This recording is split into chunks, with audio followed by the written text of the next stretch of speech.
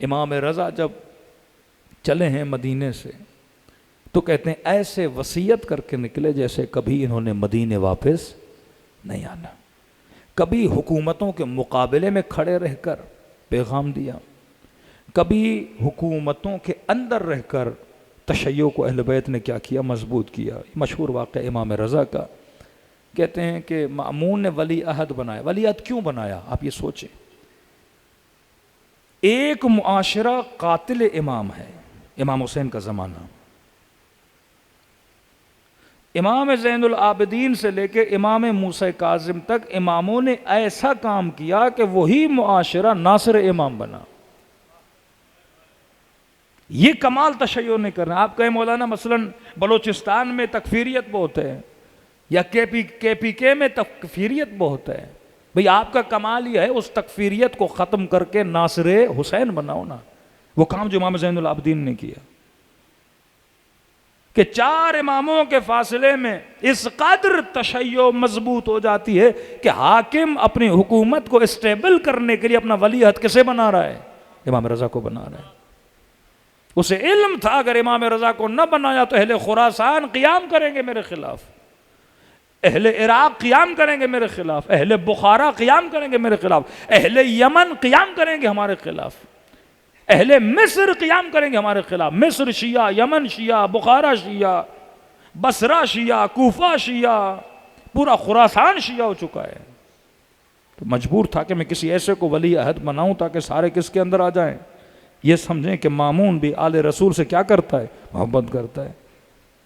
باقاعدہ احترام، باقاعدہ امام کو لانا. ایک دن بولا کہ میں مصروف ہوں، امام رضا کو بولا کہ آپ جائیے نماز عید پڑھانے کے لیے.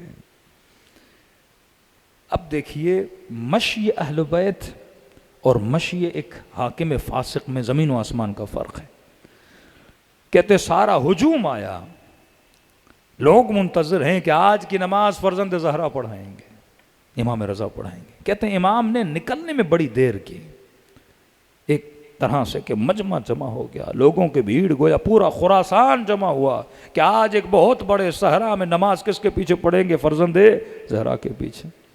اب مینٹلٹی جو معاشرے کی تھی وہ حاکموں والی مینٹلٹی تھی کہ جتنے سپاہی تھے وہ امام رضا کی خاص سواری لے کر آئے، گویا جس پہ مامون بیٹھتا تھا ولی عہد ہے، سجی ہوئی سواری، ایک گھوڑا، پروٹوکول میں 40-50 گھوڑے آگے پیچھے، ادھر بھی سپاہی ادھر بھی سپاہی کہ بھائی ولی عہد آنے ہیں.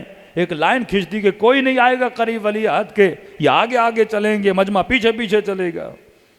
اب سارے منتظر ہیں کہ وہ شاہانہ لباس جب مامون پہن کے آتا تھا اسی طرح امام رضا بھی آئیں گے.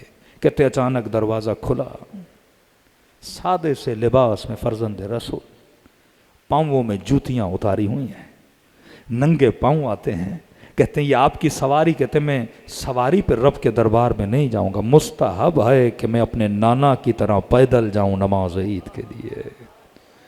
کہتے ہیں آنکھوں سے آنسو بہ رہے ہیں، زبان پر اللہ کا ذکر جاری تھا. مجمع نے کہا حقیقت میں اگر کوئی نمائند رسول ہے تو یہ رضا ہے. کہتے بھیڑ امام رضا کی طرف بڑی اور لوگوں کا ہجوم تھا، جو کوئی قدموں کو چوم رہا ہے، کوئی ہاتھوں کو چوم رہا ہے. وہ فاصلے جو حاکم بناتے تھے عوام کے بیچ میں، امام رضا نے ان سارے فاصلوں کو کیا کیا؟ ختم کیا. یہاں مولا نماز کے لیے چلے یا سپاہی دوڑے دوڑے مامون کے لیے چلے کہ اگر مامون رضا کو نماز پڑھنے دی یہ تمہاری حکومت کا آخری دن ہوگا. یہ نماز عید نہیں، اپنی حکومت کی نماز جنازہ پڑھا رہے ہو. دوڑا دوڑا آیا، پھر امام رضا کے پاس کہتے فرزند رسول مجھے لگتا ہے آپ کی جان کو خطرہ ہے، لہذا آپ واپس چلیے، نماز عید میں پڑھاتا ہوں. جس معصوم کی نماز عید سے حاکم کی حکومت کو خطرہ ہو جائے اسے امام کہتے ہیں. کہ ظلم کے تختوں میں کیا لرزہ طاری ہو جائے. یہ قدرت، یہ طاقت معصوم کی بصیرت میں تھی اور ایسے شیعہ معصومین نے بنائے. غیبت صغرا غیبت کبریٰ میں اہل بیت علیہ الصلوۃ والسلام نے اپنے تشیع کو مضبوط کیا. اس زمانے میں اگر کوئی چیز شیعوں کو آگے لے کر چل رہی ہے وہ عزاداری امام حسین ہے، اور عبادتیں اپنی جگہ پر ہیں. لیکن واقعاً جس چیز نے شیعوں کو جمع کیا وہ ازائے ابا عبداللہ الحسین ہے۔ اب سمجھ آتی ہے رسول نے کیوں فرمایا کہ ان الحسین مصباح الہدی و سفینۃ النجات۔